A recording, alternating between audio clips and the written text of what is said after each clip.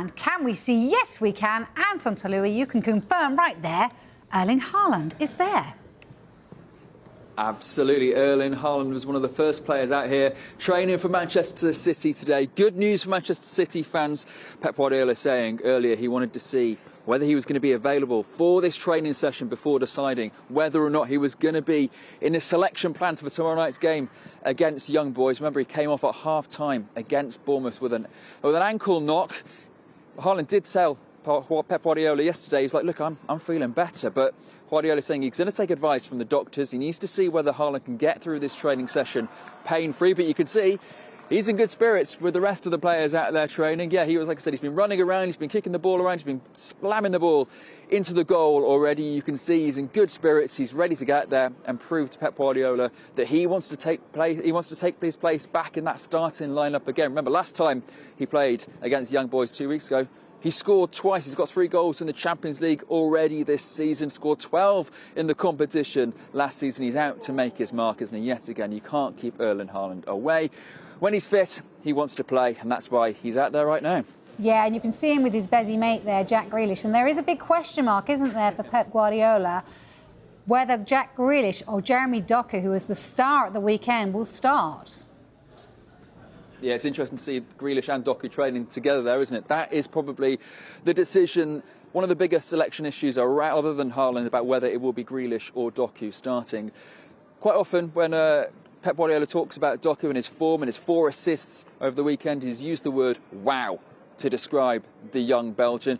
He's been in direct competition with Grealish for that place on the left-hand side. Pep Guardiola saying after the game against Bournemouth, he wants Jack Grealish to be angry if he isn't getting into the team. I asked actually Pep today whether he actually has an angry changing room full of players wanting to get into this team. He said, no, I've got a lovely team. I love my team. They just want to get out there and play. But I think it's a nice problem to have, isn't it, when you've got 2 players like Doku and Grealish in such good form. And remember, Manchester City as well wants to go out there and win this game to secure qualification to the next stage of the Champions League as well. So, yeah, Pep Guardiola is very happy with the squad. He's got very happy with that, having that issue to contend with about who starts on the left. It's likely to be one or the other, because Guardiola was talking about Doku not potentially being able to switch his position like other players can in the team just yet as he gets used to the Manchester City way. Yeah, OK, so that's the state of the squad then. What about the state of the group? Can you remind us what that's in at the moment?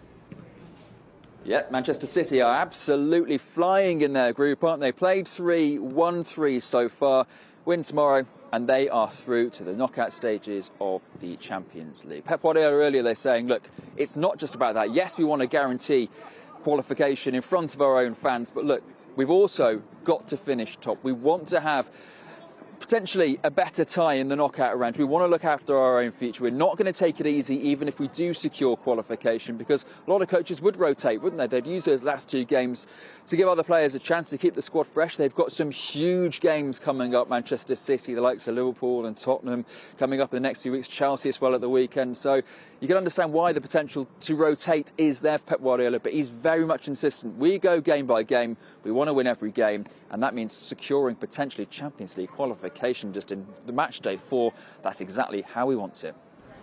OK, look, we did hear from Pep Guardiola earlier, didn't we? So we also heard from Rico Lewis. What's he had to say?